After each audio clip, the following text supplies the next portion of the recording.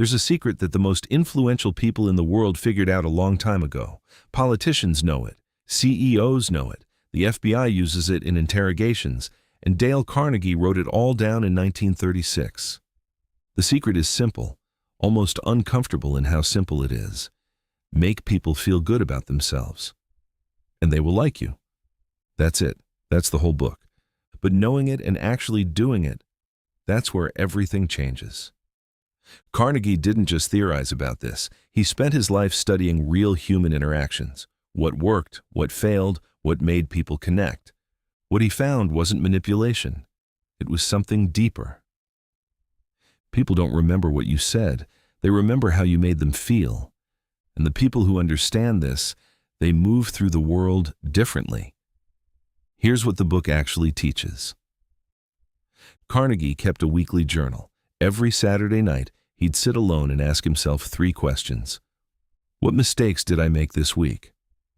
What did I do right? And what could I have done better? What did I learn? He said this habit did more for him than anything else he ever tried. But here's what he also understood. He could hold himself to that standard. He could not hold other people to it. Criticism never changes behavior. It only puts people on the defensive. Because every single person on this planet believes they are right. Even when they're completely wrong, they believe they're right. When you criticize someone, you're not attacking what they did. You're attacking who they are, and they will fight back every time. God himself doesn't judge a man until the end of his days. Why would you and I do it any sooner? Ralph Waldo Emerson once said, "Every man I meet is my superior in some way, and in that, I learn from him." Carnegie built an entire principle around this. Stop thinking about your own qualities, your own desires. Look for what is genuinely good in the other person. Not flattery. Flattery is fake, and people feel it immediately. Sincere appreciation, real recognition. Carnegie said, "Be sincere in your approval and generous in your praise, and people will treasure your words, repeat them for years, long after you've forgotten you even said them." The deepest hunger in every human being is the need to feel important.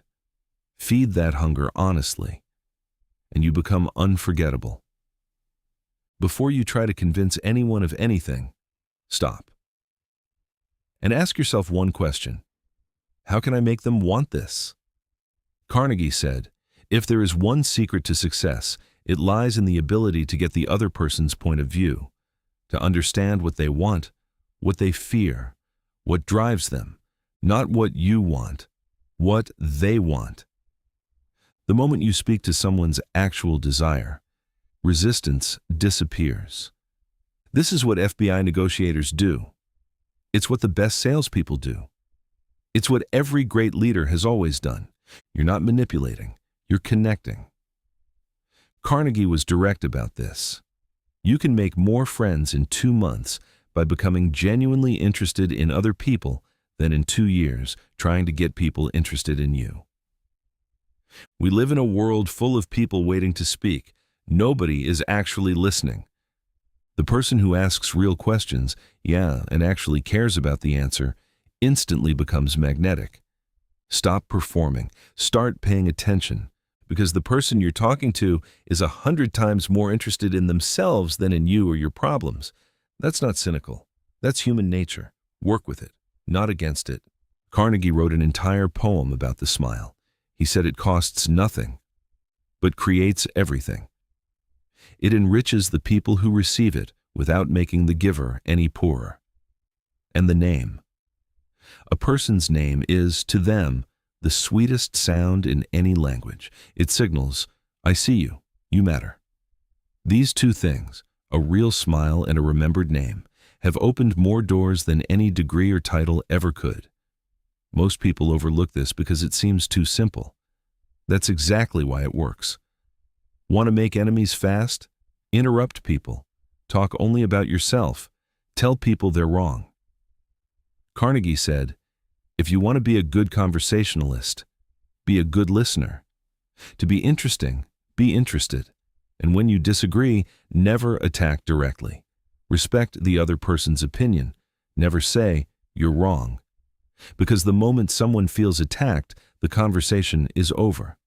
The ego shuts down and defenses go up. Use diplomacy. Ask questions. Find the truth in their position first. That is not weakness. That is precision. Jan Pierce once said, "My wife and I made a pact years ago. When one person raises their voice, the other just listens. Because when both people are shouting, there's no communication, just noise." Carnegie agreed completely. You cannot win an argument. Even when you win, you lose. Because the other person walks away humiliated, and humiliated people don't forget. Before any confrontation, ask yourself, could they be right, even partially? Is my reaction solving the problem, or just satisfying my ego? What is the actual price of winning here? The strongest people in any room are not the loudest. They're the ones who stay calm and let others feel heard. That restraint is not silence. That is power. Every single principle in this book comes back to one thing. Make people feel seen, heard, important, understood. This is not manipulation. The FBI calls it tactical empathy. Carnegie called it human nature. And it may be the one skill that changes everything, because the world doesn't reward the smartest person in the room. It rewards the person who makes everyone else feel like they belong there. Start with your next conversation. One principle, one interaction. That's how influence is actually built.